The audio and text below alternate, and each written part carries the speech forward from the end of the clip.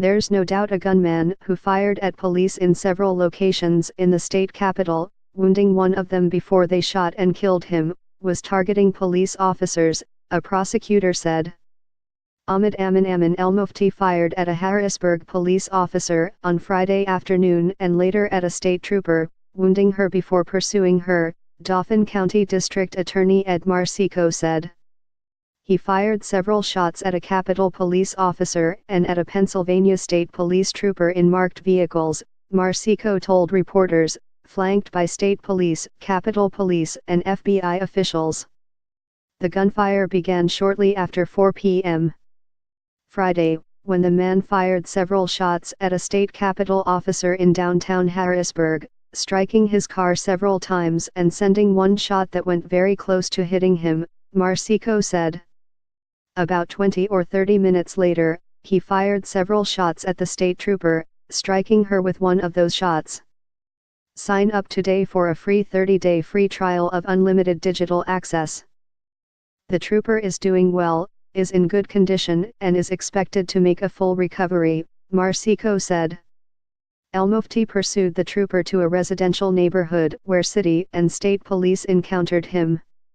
He approached them with 2 handguns, firing many shots at those police officers, and the officers returned fire, killing him, Marsico said.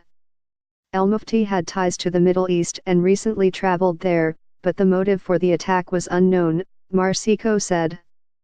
Marsico asked for information from the public about the man, who also had ties to the city and its western suburbs across the Susquehanna River.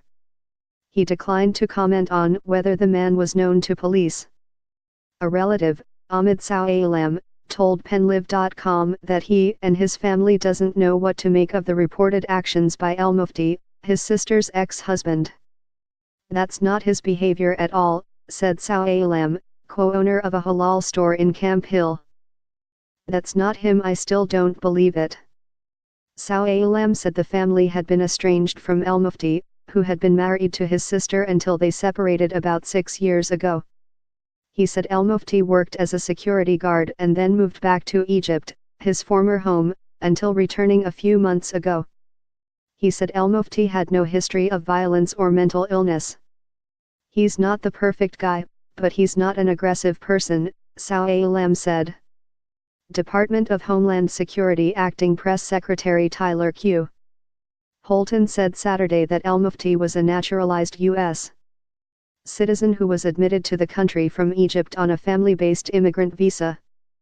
The long chain of migration that led to El-Mufti's admission into the United States was initiated years ago by a distant relative, he said in a statement. Holton said incidents like the one involving El-Mufti highlight the Trump administration's concerns with extended family chain migration. He said chain migration and the diversity visa lottery program have been exploited by extremists. Not only are the programs less effective at driving economic growth than merit-based immigration systems used by nearly all other countries, the programs make it more difficult to keep dangerous people out of the United States and to protect the safety of every American, he said. Democratic Gov.